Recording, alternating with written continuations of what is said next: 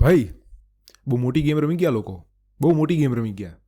I mean કપડાં matching મરડા matching કરીને ફિલ્મના ટ્રેલરમાં લિટરલી આખી ફિલ્મની સ્ટોરી રિવીલ કરી દેવામાં આવી હતી. અને ફિલ્મ જોયા બાદ બહુ જ ડમ ફીલ થાય છે કે આટલી નાની હાવ સામાન્ય વસ્તુને હું નોટિસ ના કરી શક્યો. હાવ, વાય, કઈ રીતે?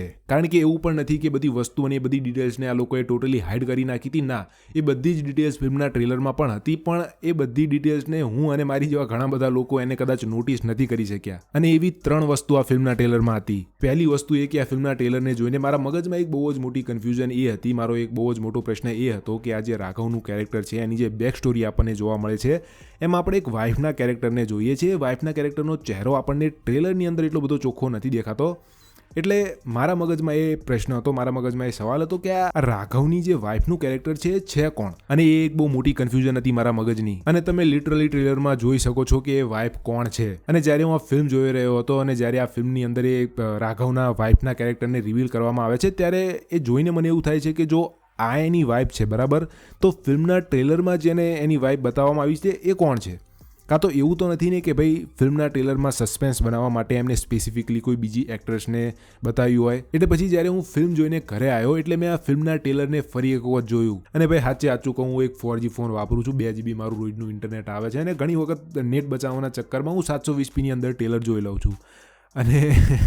અને મોટે ભાગે હું ફૂલ સ્ક્રીન કરીને ટ્રેલર કે ટીઝર નથી જોતો. ઘરે આવીને મેં ટ્રેલર ફરીથી જોયું અને આ વખતે આ ટ્રેલર મેં 4Kની અંદર ફૂલ સ્ક્રીન કરીને મારા કમ્પ્યુટરમાં જોયું. અને એ ટ્રેલર જોયા બાદ મને થયું કે યાર કેટલી મોટી ભૂલ મેં કરી નાખી. કારણ કે ટ્રેલરમાં તમે લિટરલી જોઈ શકો છો કે એ કેરેક્ટર કોણ છે. અને ભાઈ હવે પછી નિયમ, મારું 2 GB રોજનું ખૂટતું હોય તો ખૂટે, મારે 19નું બીજું રિચાર્જ કરાવીને મારો વિડીયો અપલોડ કરવો પડે તો કરવો પડે, પણ હવે પછી ટ્રેલર 4Kની અંદર જ જોવાના. આઈ મીન કેટલી સામાન્ય વસ્તુ હતી જે હું નોટિસ ના કરી શક્યો. બીજી વસ્તુ જેને લઈને મારા મગજમાં બહુ જ કન્ફ્યુઝન હતી જ્યારે હું આ ફિલ્મનું ટ્રેલર રિવ્યૂ કરી રહ્યો હતો ત્યારે એક થિયોરી હતી મારા મગજમાં જેને હું ઇમેજિન કરવાની ટ્રાય કરી રહ્યો હતો. એક સ્ટોરી હતી મારા મગજમાં જેને હું પ્રેડિક્ટ કરવાની ટ્રાય કરી રહ્યો હતો. પણ મારું મગજ એ થિયોરીને એક્સેપ્ટ કરવા તૈયાર નહોતું, કારણ કે કપડાં મેચિંગ મરડા મેચિંગ. હવે જેને ફિલ્મ જોઈ લીધી હશે અને ફિલ્મનું ટ્રેલર જોયું છે એમને ખબર પડી જાય છે હું શેની વાત કરું છું. અને મને આ વસ્તુની ખબર આ ફિલ્મના મિડ પોઈન્ટમાં પડી જ્યારે હું એવું વિચારતો હતો કે ભાઈ આની જે બેક સ્ટોરી જે છે એ તો પૂરી થઈ ગઈ, પણ હજુ પેલો જે ખાટલામાં એમની ઠાઠડીને લઈ જવાવાળો જે સીન હતો એ હજુ કેમ ના બતાવ્યો. અને જ્યારે એક્ઝેક્ટ આ થોટ હું મારા મગજમાં વિચારી રહ્યો હતો આ ફિલ્મના મિડ પોઈન્ટમાં, at this particular moment something is just clicked in my mind. I was like, oh fuck, શું એમણે એનો શર્ટ એનો એજ રાખ્યો છે? અને એટ ધીસ પર્ટિક્યુલર મુમેન્ટ હવે આગળ શું થશે અને આગળની સ્ટોરીમાં આપણને શું જોવા મળશે એની ખબર મને પડી ગઈ હતી. એ સ્ટોરી મેં પ્રેડિક્ટ કરી લીધી હતી અને ફિલ્મની સ્ટોરી એક્ઝેક્ટલી એ જ નીકળી. અને ભાઈ આ લોકો ગેમ રમી ગયા મારી સામે, બહુ જોરદાર એવી ગેમ રમી ગયા. આઈ મીન આમાં ભૂલ તો મારી જ છે કે મેં ટ્રેલરને એટલું બધું ધ્યાનથી ના જોયું, પણ હે, વેલ પ્લેડ. અને ભાઈ આટલું બધું ભાષણ દીધા પછી કદાચ ઘણા બધા લોકોને નહીં સમજાય કે હું શું કહેવાનો પ્રયત્ન કરી રહ્યો છું, પણ જે લોકોએ આ ફિલ્મને જોઈ છે એમને ખબર પડી જઈ હશે કે ભાઈ પાછલા 2.5 મિનિટથી હું શું કહેવાનો પ્રયત્ન કરી રહ્યો છું. અને ભાઈ ગેમ આ લોકોએ જે કરી, I liked it, I really liked it. અને આ ફિલ્મને હું કેટલી રેટિંગ આપીશ એ તો તમને આ વિડીયોના એન્ડમાં ખબર પડી જ જશે, પણ આ ફિલ્મના ટ્રેલરને હું 10માંથી 9ની રેટિંગ આપીશ. અને જેનો પણ આઈડિયા હતો ડિરેક્ટરનો જ હશે કે આને વાદળી શર્ટ પહેરાવો. વેલ પ્લેડ. જયેશ મોરે, દીક્ષા જોશી અને સુહૃદ ગોસ્વામી જેવા એક્ટર આપણને આ ફિલ્મની અંદર જોવા મળે છે જેમનું પરફોર્મન્સ આ ફિલ્મની અંદર બહુ જ સરસ હતું. મને પર્સનલી આ ફિલ્મની અંદર એમનું પરફોર્મન્સ બહુ જ ગમ્યું. ફિલ્મના ડિરેક્ટર ધ્રુવ ગોસ્વામીની આ પહેલી ફીચર ફિલ્મ હતી, આ એમની થિયેટ્રિકલ ડેબ્યુટ ફીચર ફિલ્મ હતી અને એમનું ડિરેક્શન આ ફિલ્મની અંદર મને બહુ જ ગમ્યું. After watching this film I can definitely say he has a really bright future in this film industry. He has made a really good movie. એમને જ આ ફિલ્મનું સ્ક્રીન પ્લે લખ્યું છે અને એમનું screen play in this film is really good. I mean middle of this film મને ખબર પડી ગઈ હતી કે હવે આગળ શું થશે અને મેં ફિલ્મની સ્ટોરીને પ્રેડિક્ટ કરી લીધી હતી. અને ઘણી બધી વખત એવું થાય છે કે જ્યારે તમે કોઈ ફિલ્મ જોઈ રહ્યા હોય અને એ ફિલ્મ પ્રેડિક્ટેબલ બની જાય તો એ ફિલ્મ જોવામાં આપણને ઘણો કંટાળો આવવા માંડે છે. મારી સાથે પણ એવું થાય છે, મારી પણ એક બહુ મોટી સમસ્યા છે.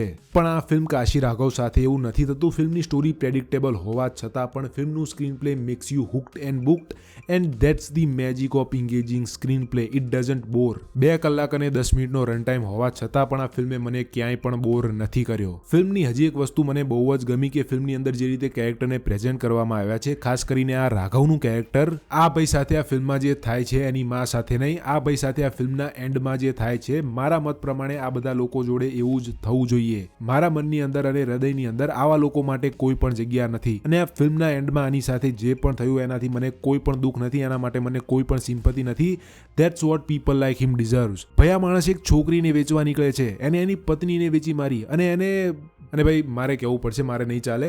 આ ફિલ્મનો એક બહુ જ મોટો સ્પોઇલર મારે દેવો પડશે. જો તમે સ્પોઇલર જાણવા નથી માંગતા તો તમે આ વિડીયો અહીંયા જ બંધ કરી દો અને ફિલ્મ જોઈને આવીને પછી આ વિડીયો જોજો. કાં તો પછી આ વિડીયોના ડિસ્ક્રિપ્શનની અંદર હું ટાઈમ સ્ટેમ્પ આપી દઈશ આ સ્પોઇલરને સ્કીપ કરવા માટે, કાં તો પછી હવે તમે આખો આ વિડીયો સ્કીપ કરી શકો છો. ફિલ્મ જોયા પછી તમે આ વિડીયો જોજો. ભાઈ આ ભાઈ પોતે જ એની છોકરીને વેશ્યાલયમાં વેચવા નીકળે છે અને એને ખબર હોય છે, એને એના ગળામાં જે દોરો પહેર્યો છે એનાથી એને ખબર હોય છે કે એના ટ્રકમાં જે આ છોકરી હતી એ એની પોતાની જ દીકરી હતી. એને આ વસ્તુની ખબર હોય છે. આ માણસ એની પોતાની જ દીકરીને વેચવા નીકળ્યો છે. અને હવે અમુક લોકો કહેશે કે ભાઈ એ વેચતો તો નથી ને, પણ અને એનું હૃદય પરિવર્તન તો થયું ને. અને ભાઈ આ ફિલ્મ પોતે જ આપણા મનની અંદર આ કેરેક્ટર માટે સિમ્પથી ઊભી કરવાની ટ્રાય કરે છે. ફિલ્મની અંદર આ કેરેક્ટર માટે એક બહુ જ જોરદાર એવું માં ગંગાવાળું ગીત ગાવામાં આવ્યું છે અને આવા એક રાક્ષસથી પણ જાય એવા કેરેક્ટર માટે સિમ્પથી ઊભી કરે છે.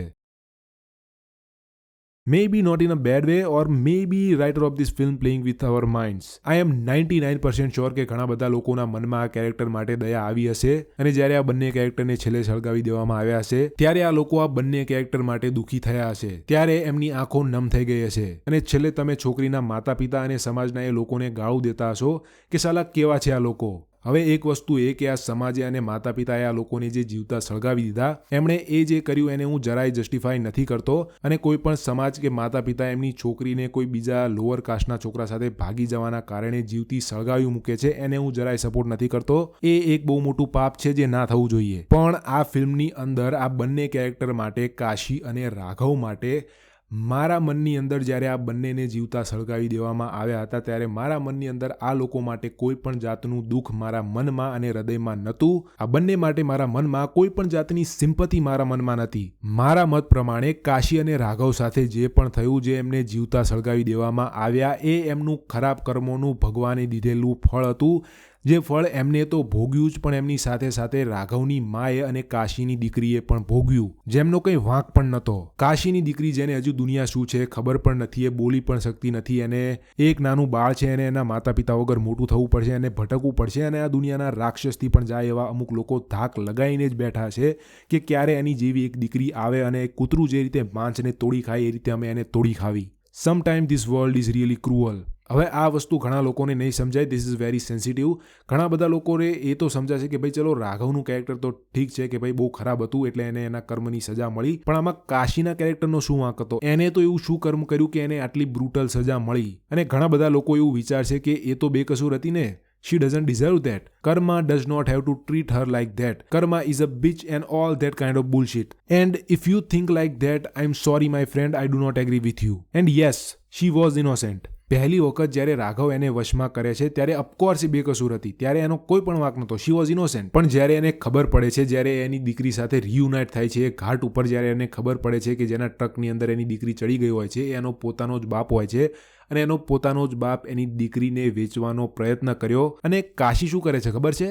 એને પાછી અપનાવવા તૈયાર થઈ જાય છે. એ ફરીથી એની વાતોમાં આવી જાય છે, અને ત્યાં કાશી એક બહુ મોટી ભૂલ કરે છે. આઈ મીન, જે માણસે તારી જાત વેચી નાખી, જે માણસે એના ઈગો હર્ટ થવાના કારણે એને લિટરલી તને એક વેશ્યા બનાવી દીધી, અને તારી દીકરીને અને એની પોતાની દીકરીને એક વેશ્યા બનાવવા જઈ રહ્યો હતો, અને એને તું માફ કરી રહી છે, એને તું ફરીથી અપનાવવા જઈ રહી છે. અને ત્યારે એ ઇનોસેન્ટ નથી. બીજી વખત જ્યારે એ એના એ જ માણસને અપનાવવા જઈ રહી હતી ત્યારે એને ખબર હતી કે એ માણસ કોણ છે, કેવો છે, શું છે, અને છતાં પણ એના એ જ માણસને અપનાવવો એ એની બહુ મોટી ભૂલ હતી. आई मीन, किसी के प्यार में पागल हो जाना तो ठीक है, लेकिन किसी के प्यार में इतना भी क्या अंधा हो जाना कि सही क्या है और गलत क्या है उसका फर्क भी पता ना चले. ઘણા લોકોને એવું પણ થશે કે ભાઈ રાઘવના કેરેક્ટરને એટલીસ્ટ એના ભૂલનો અહેસાસ તો થયો, તો શું એને માફ ના કરી દેવો જોઈએ? તો ના, ભલે એને એની ભૂલનો અહેસાસ થયો, but he has done some kind of a shit which he does not deserve forgiveness for. એની સાથે એવું જ થવું જોઈએ જેવું એની સાથે આ ફિલ્મના એન્ડમાં થયું. એ એને જ લાયક છે. અને આ તો મારો એક પર્સનલ ટેક આ ફિલ્મને લઈને, જે મને ખબર છે કે ઘણા બધા લોકોની it will make some peoples asses on fire, and I know it's bold, it's sensitive, but this is what it is. This is my opinion about this film. હું આ ફિલ્મને દઈશ 6 out of 10. After the mid point of this film becomes very predictable. અને ફિલ્મની અંદર અમુક એવી વસ્તુ છે જે થોડી ડાયજેસ્ટ નથી થતી. હા, કદાચ ફિલ્મના ડિરેક્ટર આવીને એવું કહી દે, એક એવું સ્ટેટમેન્ટ આપે, આ ફિલ્મ જે હતી એ 90% ફિલ્મ એક રિયલ લાઈફ ઘટના ઉપર આધારિત હતી, આ ફિલ્મ એક રિયલ લાઈફ ઘટના ઉપર બેસ્ડ હતી, તો વાત અલગ છે અને તો હું આ ફિલ્મને ડાયજેસ્ટ કરી લઈશ. પણ એવું લાગતું નથી. This film feels like more of a fiction. કારણ કે આ ફિલ્મનો એ ભાગ કે સમાજે કોઈ એમની પોતાની દીકરીને કોઈ લોઅર કાસ્ટના છોકરા સાથે ભાગી જવાના કારણે જીવતી સળગાવી દીધી, તો એવું હકીકતમાં થયું છે. પણ ફિલ્મનો એ ભાગ જ્યાં એવું પણ બતાવવામાં આવ્યું છે કે તે એક પ્રોસ્ટિટ્યુટ બની અને પછી એનો જે પ્રેમી હતો એને વેચી મારી અને એ બધું, તો એવો મને કોઈ રિયલ લાઈફ ઘટનાનો ઇન્સિડેન્ટ ઇન્ટરનેટ ઉપર તો ના મળ્યો. જો હોય તો તમે મને કોમેન્ટમાં જરૂર કહેજો. એટલે હું એવું કહીશ કે આ ફિલ્મ એક ફિક્શન ફિલ્મ હતી જે રિયલ લાઈફ ઘટનાથી થોડી ઘણી ઇન્સ્પિરેશન લે છે. પણ જો તમે ફિલ્મને એક્ઝેક્ટ રિયાલિટી સાથે કમ્પેર કરવાની કોશિશ કરશો તો ઘણી બધી એવી વસ્તુ મળશે જેને તમે ડાયજેસ્ટ નહીં કરી શકો અને તમે કદાચ એવું કહી દેશો કે અહીંયા આ જગ્યાએ આ લોકોએ થોડું ઓવરરિએક્ટ કરી દીધું, આટલું બધું તો ના હોય. અને આ ઘણી બધી વસ્તુ છે, આ ફિલ્મને લઈને ઘણી બધી વસ્તુ છે જે મારે તમારી સાથે કહેવી છે, હું શેર કરવા માંગુ છું. પણ મારે આ વિડીયોને એક રિવ્યુ વિડીયો બનાવવો છે, એટલો બધો લાંબો વિડીયો બનાવવો નથી, એટલે હું આ વિડીયોને અહીંયા જ પૂરો કરીશ. જો તમે આ ફિલ્મ જોઈ હોય તો તમને આ ફિલ્મ કેવી લાગી? જો તમે કોઈ એવા કિસ્સા વિશે જાણો છો કે ભાઈ તમે કોઈ પર્ટિક્યુલર સમાજથી આવો છો જ્યાં તમે એવી વાત સાંભળી કે કોઈ દીકરીને કોઈ લોઅર કાસ્ટના